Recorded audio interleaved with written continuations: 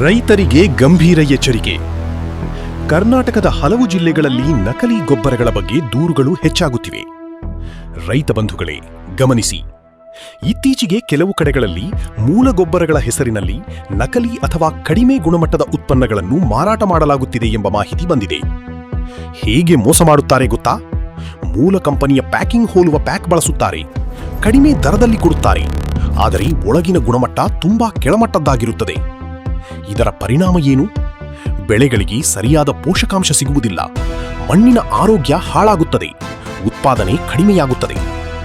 ಕೆಲವು ರೈತರು ಈಗಾಗಲೇ ಬೆಳೆ ಹಾನಿ ಅನುಭವಿಸಿದ್ದಾರೆ ಎಂಬ ಮಾಹಿತಿ ಇದೆ.